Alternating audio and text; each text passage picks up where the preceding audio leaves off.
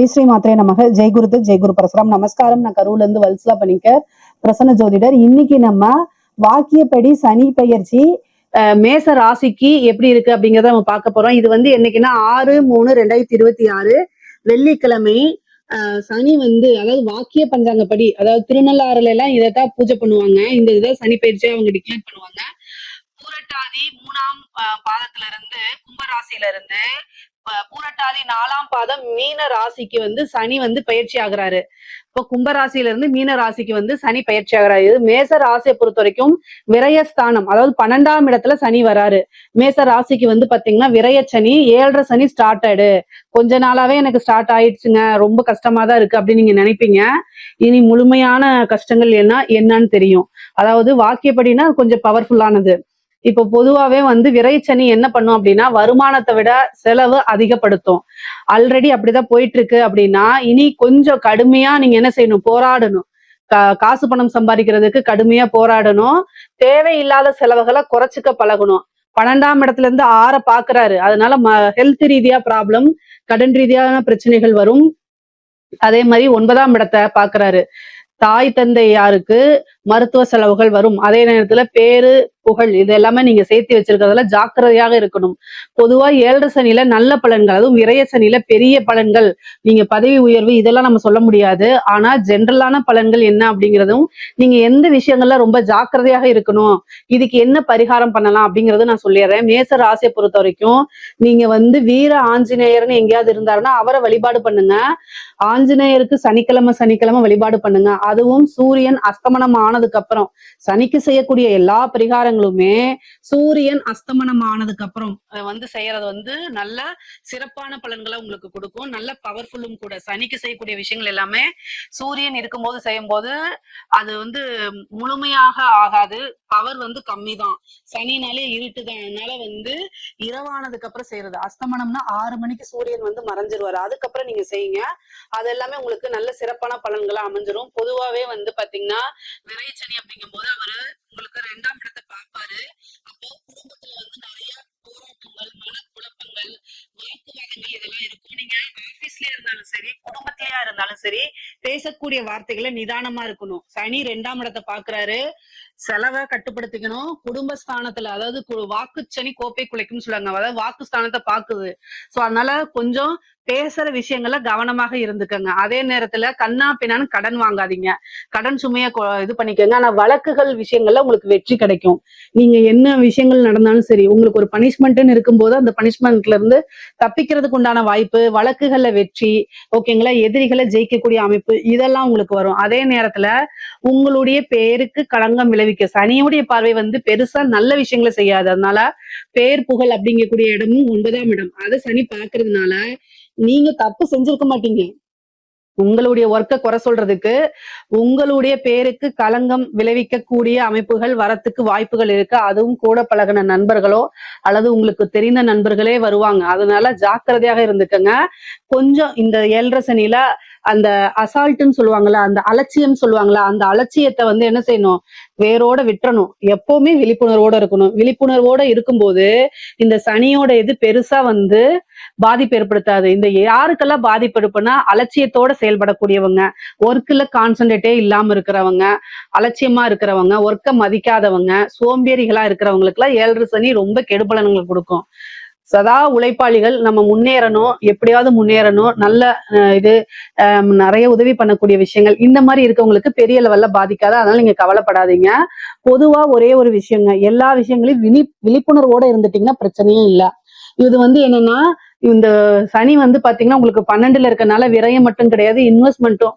So ஏதாவது business பண்ணலாமான்னா உங்களுடைய ஜாதகத்தை பார்த்துக்கிட்டு தொழில் தொடங்கலாமா, தொழில் தொடங்குறதுக்கு இது ஏற்ற காலமான்னு பாத்துக்கோங்க. 7.5 சனி ஆயிட்டா எதுவுமே செய்யாம எல்லாத்தையுமே சாப்டரவே க்ளோஸ் பண்ணணும்னு அவசியமே கிடையாது.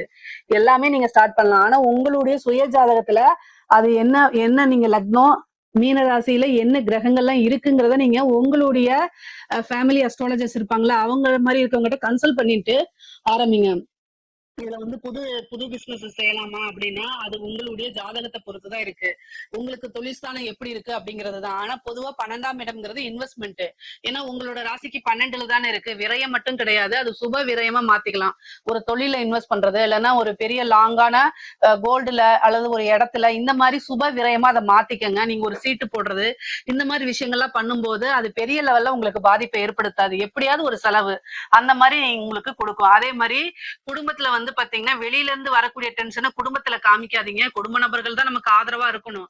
நீங்க வெளியில ஆல்ரெடி மேச ராசியை பொறுத்த வரைக்கும் வெளியில எல்லா இதுவுமே கஷ்டப்பட்டுட்டு வருவீங்க. அங்க குடும்பத்துல வந்தா நைனே அதை செய்யல இதை செய்யல இப்படின்னு சொல்லி உங்களுக்கு கமிட்மெண்ட் எரிச்சல் ஊட்டுற மாதிரி பேசும்போது நீங்களும் வாயை விட்டுருவீங்க. சண்டை சச்சரவுகள் வரும். அது வந்து என்ன, சனி 6ஆம் இடத்தை பாக்குறதுனால சண்டை சச்சரவுகள். கணவன் மனைவியா இருந்தா ஒருவரைக்கொருவர் புரிந்து நடந்துக்க வேணும். இல்ல அப்படின்னா 6ஆம் இடம் கோர்ட்டு கேஸ் டைவர்ஸ் பஞ்சாயத்து இதெல்லாம் கூட்டி விட்டுரும். அதனால ஹஸ்பண்ட் ஒய்ஃப் மியூச்சுவல் அண்டர்ஸ்டாண்டிங் ரொம்ப ரொம்ப முக்கியமான விஷயம். ஸோ அதனால அண்டர்ஸ்டாண்டா இருக்குங்க. இல்ல அப்படின்னா சண்டை சச்சரவுகள், வெளியாட்களுடைய தலையீடு எல்லாம் உங்களுக்கு வந்துடும். குடும்பத்துல ரொம்ப கவனமா நடந்துக்கணும். இந்த காலகட்டங்கள்ல நேரம் சரியில்லாத போது அமைதியா போய்கிட்டு ஒவ்வொரு விஷயத்தையும் அமைதியா கடந்து பழகிக்கிறது ரொம்ப ரொம்ப நல்லதுங்க. நீங்க வந்து ரொம்ப அமைதியா மெடிடேஷன் பண்ணி உங்களை நீங்க கண்ட்ரோல தான் வச்சிருப்பீங்க. ஆனாலும் உங்களை இது பண்றதுக்கு தூண்டி விடுறதுக்கு உங்களை ஹைப் பண்றதுக்குன்னே வந்து என்ன செய்வாங்க, ஆட்கள் தேடி வருவாங்க. அவங்கள பார்க்கும்போது இவங்க நம்மளுடைய ஃப்ரெண்ட் இல்ல, இவங்க நம்ம ஹஸ்பண்ட் இல்ல, இவங்க நமக்கு ஒய்ஃப் இல்ல, சனியே மறுரூபமா வந்திருக்கு அப்படின்னு மனசுல நினைச்சுக்கிட்டு அதை பார்த்துட்டு கும்பிடு போட்டு தனியா வந்துடணும். அவங்கள நேருக்கு நேரா இப்ப சனியா நேருக்கு நேரா நின்று கும்பிடுவோமா, கும்பிட மாட்டோம்ல, அது மாதிரி அவங்க நீங்க நேருக்கு நேரா மோதாம வந்துருங்க. அந்த இடத்துல இருந்து சைடா வந்து மூவ் ஆன் பண்ணிருங்க. அதுதான் நீங்க ஜெயிக்கிறதுக்கு உண்டான அமைப்பு. இதுதான் சூட்சமம். இதை புரிஞ்சுக்கிட்டீங்கனாலே 7 சனி இல்ல எந்த சனி வந்தாலும் உங்களுக்கு பாதிப்பை ஏற்படுத்தாது. ரொம்ப கஷ்டமான காலகட்டங்கள்ல அமைதியா போறதை தவிர வேற வாய்ப்புகள் இருக்கா அப்படிங்கறத யோசிச்சு செயல்படுங்க. அதே மாதிரி சோம்பேறித்தனத்தை விட்டுருங்க, அலட்சியத்தை விட்டுருங்க. யாரு மேசராசியில இருக்கிறவங்க சுறுசுறுப்பா தான் இருப்பீங்க. ஆனா இந்த சனி வந்து உங்களுக்கு சோம்பேறித்தனத்தை அப்படியே கொடுக்கும். என்ன அப்படின்னா 6ஆம் இடத்தை பாக்குது. அப்ப 6ஆம் இடம் போது நோய், அப்போ சின்ன சின்ன காய்ச்சல், தலைவலி, கை கால் வலி, உடம்பு வலி இதெல்லாத்தையும் கொடுத்துரும். அப்ப பாடி வந்து வீக்கா இருக்கும்போது ஆட்டோமேட்டிக்கா டயர்ட் ஆகும். டயர்ட் ஆகும் போது சோம்பேறித்தனமாய் தூக்கம் வந்துடும். சோ அதனால இதுல எல்லாம் இருந்து நீங்க வெளியில வரணும் அப்படின்னா தன்வந்திரி பகவானை வழிபாடு பண்ணிக்கங்க. உடம்ப வந்து நல்லா ஃபிட்டா இருக்கிறதுக்கு இது பண்ணிக்கோங்க, எக்ஸசைஸ் பண்ணிக்கோங்க, வாக்கிங் போங்க, ஜிம்க்கு போங்க, இல்ல உங்களுக்கு பிடிச்ச டான்ஸ் ஆடுங்க. சனிக்கு வந்து பாத்தீங்கன்னா சந்திரன் வந்து பகைன்னு சொல்லுவாங்க. உப்பு தண்ணி பகை, இரும்பு போய் சனியோடைய இது என்ன தெரியுங்களா, உலோகம் இரும்பு. இந்த இரும்பு வந்து உப்பு தண்ணியில திருப்பிடிச்சு போயிரும் தெரியுங்களா, அது பவர் இழந்து போயிரும்ல. அது மாதிரி யாரோட உடம்புல இருந்து வேர்வை தண்ணி வெளியில வருதோ அப்ப அங்க சனி வேலை செய்யாது. அதனால சுறுசுறுப்பா இருங்க, ஜாக்கிங் போங்க. உங்களுடைய வேர்வை தண்ணினா ஃபேன் ஆஃப் பண்ணிட்டு வீட்டுல சும்மா இருந்தாலும் வேர்த்துரும். இது ஓகேவான்னு கேட்காதீங்க. எடக்கு முடக்கா வந்து கமெண்ட்ஸ்ல வேற கேக்குறீங்க. அது கிடையாது. சுறுசுறுப்பா நீங்க ஒர்க் அவுட் பண்ணணும். ஓகேங்களா? அப்படி நீங்க ஒர்க் அவுட் பண்ணி உங்களை வந்து நீங்க ஃபிட்டா வச்சிருக்கும் போது 7 சனி கட்டாயம் வேலை செய்யாது. ஆஞ்சநேயர் வந்து கும்பிடும் போது அந்த வீர ஆஞ்சநேயர் பாத்தீங்கன்னு வச்சுக்கோங்க, ஆஞ்சநேயரோட இது வந்து அப்படியே ஒல்லியாவா இருக்காரு, நல்ல கட்டுமஸ்தான உடம்பு. சோ அது மாதிரி ஜிம் பாடி. அவரை பார்க்கும்போது நீங்க என்ன செய்யணும், சுறுசுறுப்பா ஆகணும். அதுக்கு தான் ஆஞ்சநேயர் வழிபாடு பண்றது. பல விஷயங்கள்ல இருந்து பாதுகாப்பு உங்களுக்கு. ஆஞ்சநேயர் வழிபாடு கம்பல்சரி அவருடைய கால சரணாகதி அடைஞ்சிருங்க. 7 சனி கட்டாயம் பாதிப்பை ஏற்படுத்தாதுங்க. அதே மாதிரி வந்து இந்த உங்களுக்கு வந்து தந்தையார் வழி சொத்துக்கள்ல வந்து இழுபறிகள் இருந்துச்சு அப்படின்னா அந்த இழுபறிகள்லாம் நீங்கி உங்களுக்கு ஃபேவரா மாறுறது, அது ஒரு இது இருக்கு. அதே மாதிரி தந்தைக்கு வந்து பாத்தீங்கன்னா மருத்துவ கண்டம் இருக்கு. அவருடைய ஹெல்த்தை ரொம்ப பாத்துக்கோங்க. திடீர்னு நல்லா இருப்பாரு, திடீர்னு ஏதாவது ப்ராப்ளம் வந்துடும். இது மாதிரி பிரச்சனைகள்லாம் வரும். அதே மாதிரி நீங்க வேலை பார்த்துட்டு இருக்க இடத்துல இருந்தாலும் சரி, நீங்க வீட்டுல இருந்தாலும் சரி, ஏதாவது உங்களுடைய பேருக்கு நீங்க தப்பு செஞ்சிருக்க மாட்டீங்க. ஆனா அது ஏதாவது பேருக்கு களங்கம் விளைவிக்கிறதுனால உங்களுடைய குட் நேம வந்து ஸ்பாயில் பண்ணணும்னு சில பேர் வருவாங்க. அதனால ஜாக்கிரதையா இருந்துக்கங்க. சோ எல்லா இதுலயுமே நீங்க விழிப்புணர்வோட இருந்துட்டீங்கன்னா எந்த வித பிரச்சனையும் கிடையாது. அதே மாதிரி வந்து கல்யாணம் பண்ணலாமா, இந்த 7 சனி இருக்கு கல்யாணம் பண்ணலாமா அப்படின்னா உங்களுக்கு குருபலம் இருக்கு. ஜாதக ரீதியா 7ஆம் அதிபதியோடைய தசாபுத்தி 7ஆம் அதிபதிக்கு குருவோடைய பார்வையெல்லாம் வருது அப்படின்னா தாராளமா கல்யாணம் பண்ணலாம். இதெல்லாம் இல்ல அப்படின்னா திருமணம் சம்பந்தப்பட்ட பேச்சுக்களை எடுக்காம இருக்கிறது நல்லது. பொதுவா ஜென்ம சனியில கொஞ்சம் டென்ஷன்கள் இது மாதிரி இருக்கும். ஆனா திருமணத்துக்கு இதுக்கும் எந்தவித சம்பந்தம் இல்ல. சனி வந்து திருமண ஸ்தானத்தை பார்க்கல. அதனால எந்தவித பிரச்சனையும் கிடையாது. திருமணத்துக்கு தடை பண்ண போறதும் கிடையாது. பொதுவாவே வந்து இந்த கடன் ரீதியான பிரச்சனைகள் வந்து ஒரு சிலருக்கு வந்து இந்த தொழிலுக்காகவோ அல்லது வேற எதுக்காகவோ கடன் வாங்கியிருப்பீங்க. 6ஆம் இடத்தை சனி பாக்குது.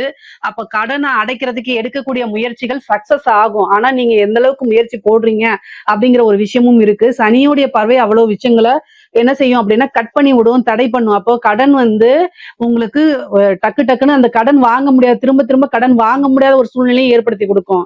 அதே மாதிரி கோர்ட்டு கேஸ் வழக்குகள்ல ஜெயிக்கிறதுக்கு உண்டான அமைப்பு.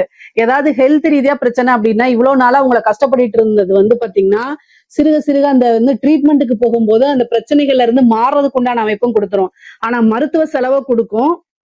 அந்த மருத்துவ செலவு நீங்க என்ன விஷயத்துக்காக பண்றீங்களோ அது சக்சஸ் ஆகும். இப்ப வந்து உதாரணத்துக்கு உங்களுக்கு ஏதாவது ஒரு பிரச்சனை இருக்கு, இதுக்கு சர்ஜரி பண்ணும் அப்படின்னா அந்த சர்ஜரி சக்சஸ் ஆயிரும்.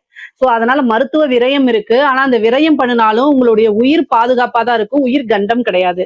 7.5 சனியில பொதுவா கஷ்டம் தான் படுத்தும். நீ வந்து சாகிறதுங்கிறது ஈஸி. நிறைய பேர் சொல்றாங்க 7.5 சனி ஆயிரும் நான் செத்துருவேன்னு நிறைய பேர் என்கிட்ட கேக்குறாங்க.